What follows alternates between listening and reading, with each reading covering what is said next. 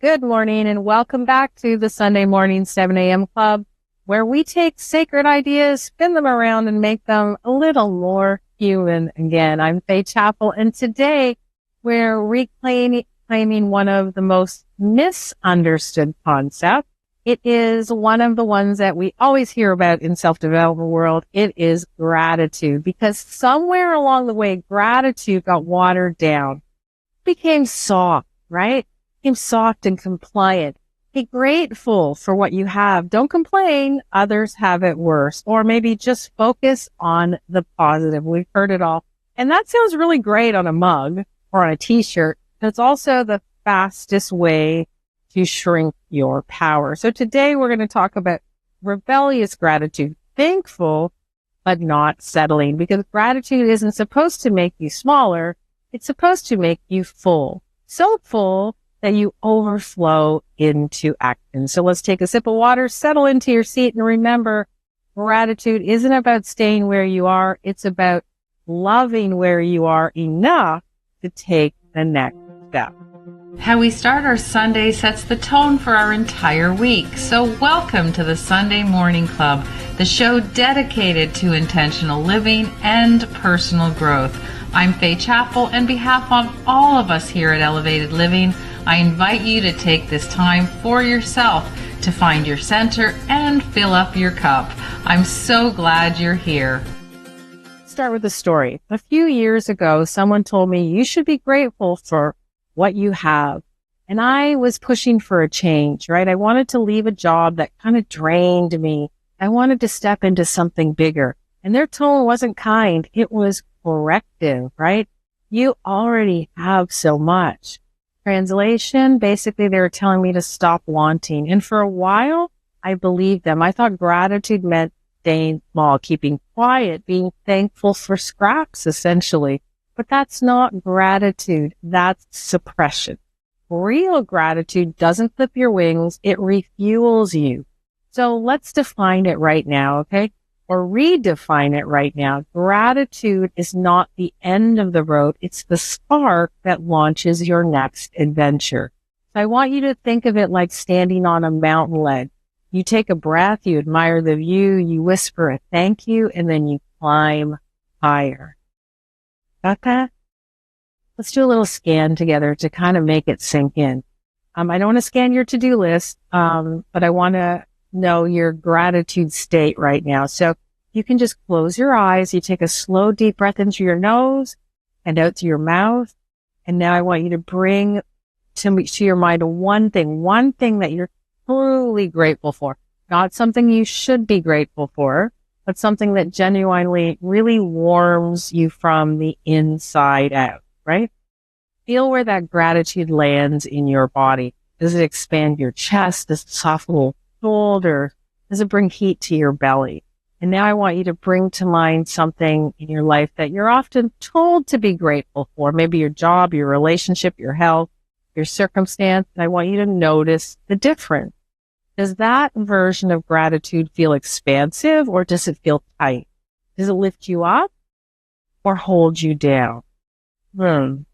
If your eyes are still closed, open them, and I want you to go to your journal, and I want you to write one word for the gratitude that felt freeing and one word for the gratitude that felt restricting.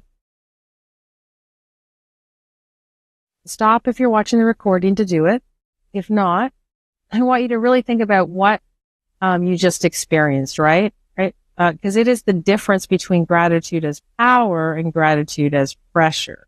The first moves you, and the second essentially manipulates you, for lack of a better word. So we're going to dig into this right now, into our journals, right? Not the fluffy 5 things I'm grateful for list that you're always told to do, but instead we're going to do real talk, okay? So I'm going to ask you some questions. I want you to write down your answers in your journal. So number 1 is, where have I mistaken gratitude for permission to stay small? So think of an area in your life where you said, I should be grateful for, and that stopped you from making a bold move, right? So I'm grateful for this job, so I don't want to start my own thing, right? I have benefits and they pay me every week, so I don't want to take that step and do something different. So write down your answer to that. Do it right now. I have faith that you have the ability to do it. So go ahead and write in the journal. If, for example, you need more time again, go ahead and ensure that you are doing that, because I want to make sure that you get as much out of this as possible today. And when you're finished that, we go to our next question, which is, what am I both grateful for and ready to outgrow? So you might be grateful for what this chapter taught me, whatever you're doing, but it's time for a new one, right? So maybe, I'm grateful for the job. However, my skills, I've outgrown it and I'm ready to move on. Or I'm grateful for learning how to walk 5K, but now I'm ready to start a running cycle. So what is it that you're grateful for, but ready to outgrow? Number 2. One more for you. I want you to write the sentence 10 times with different endings. So you definitely have to stop the recording and do this. If you're watching us live, then again, you can do it right now, or you can write down the first one and finish the exercise later. But here's the sentence. I am grateful for blank and still want blank. And let it roll. I don't want you no filters, no guilt. Just let it roll. So I'm grateful for this, but I still want this, right? I am grateful that I have a house, roof over my head, but I still want a bigger house or a different house, or I still want to move. Like, what is it that you want to finish that sentence with? If you can do 10 with different endings, I really want you to do that. Why? Because, again, it is going to propel you to start thinking about if the whole grateful thing was holding you back and what you can do to go forward. And as you look at what you've written, I want you to notice something. You can be deeply thankful and you can still crave growth. Okay? That's not a contradiction. That's an evolution. So you can be grateful and you can actually go ahead and want more. So here's the real secret. Gratitude and ambition are not opposites. They're dance partners, essentially, because when you're deeply grateful, your nervous system calms. You stop chasing from scarcity and you start creating from abundance. And that's when the magic happens. So, because the point isn't to say, I have enough, I want nothing. The point is to say, I have enough. And because I have enough, I can want more without fear. That's rebellious gratitude. Do you guys like that? It really makes a difference to understand that you can always want more. You are perfectly grateful, but you can want more. So what we're going to do is breathe that into truth, that gratitude can, it can be fierce and not fragile. So we're going to do a 4-4-6-2 breath, right? It's steady, it's rhythmic, and it's powerful. And all you have to do is inhale through your nose for 4 counts, and you breathe in appreciation. So inhaling 1, 2, 3, 4, holding for 4. Let that gratitude really sink into your bones, right? And then I want you to exhale through your mouth for 6, releasing the guilt, expectation, and pressure. So 1, 2, 3, 4, 5, 6. And now pausing for 2 and resting in enoughness. What you'll find is you'll feel your body is going to start settling. You're going to feel your chest opening. You're going to feel that balance, that gratitude, right? That's really the grace of it. So again, what are we doing? We're going to inhale through the nose for 4, breathing in appreciation. We're going to hold for 4, letting that gratitude sink into our bones. We're going to exhale through our mouth for 6, releasing guilt, expectation, and pressure. And then we're going to pause for 2. One more time. Inhaling through the nose for 4. 1, 2, 3, 4. Holding for 4. 1, 2, 3, 4. Exhaling for 6. 1, 2, 3, 4, 5, 6. And pausing for 2. 1, 2. It's just another piece of breathwork that you can use to really sink in what we're talking about. So if you notice each and every week, we come up with a discussion point. We journal about it, right? And then we make our body feel what we've just done. So we breathe, we create this breathing exercise, so we're sinking it into our body. And then we move right into a guided meditation, right? So that we can, again, everything we are doing today reinforces what we are learning. So we're going to do a guided meditation. You're going to call it Thank You Next. I found it sound like, what's her name? Ariana Grande. That's her song, right? Okay. So I want you to close your eyes. Stop staring at me. Close your eyes and visualize a long hallway. And that's the corridor of your past year. And each door represents a chapter, a version of you, right? You walk past them slowly, one by one, whispering, thank you. Thank you to the job that taught you discipline. Thank you to the heartbreak that taught you boundaries. Maybe thanking you for this season that made you strong. Walk down that hallway. And as you reach the door at the end of the hallway, kind of glows softly. This is your next chapter, the one that begins with gratitude, not with guilt, right? So take a deep breath and whisper, I am ready. And as you step through the door, you feel a surge of lightness as if gratitude cleared your path instead of chaining you to the path. Now you rest in that feeling of release and of readiness. Pause. Enjoy the feeling. Because gratitude isn't about staying behind the door. It's what gives you permission to walk through. Let that sink in. Slowly opening our eyes. We're going to move into gratitude from mind into your body, because embodiment is how gratitude becomes momentum. Remember, not motivation. We want momentum. So, very simple seated or standing pose, your grounded mountain pose, either standing tall with your feet rooted or feeling tall sitting, strength of the earth beneath you, gratitude for the support of the earth. You can sit or stand 2-3 minutes, feeling grounded, feeling really expansive, and understanding that you are ready to go. Gratitude for that support. I want you to do that for 2 minutes. And then next, I want to move into heart expansion. So as you inhale, you're going to open your arms wide and you're going to lift your chest, your palms up, and you're receiving abundance. And as you exhale, you're bringing your hands to your heart and you're integrating it. Let's do that again. Inhale, opening your arms. And exhaling, closing heart center. One more time. Inhaling, open, lift your chest, palms up in abundance. And then as you exhale, you're bringing your hands to your heart and you're integrating it in. And do that as many times as you feel compelled. Now I want you to do a bit of a forward fold as well. So as you exhale, I want you to hinge forward, right? That's basically a surrender.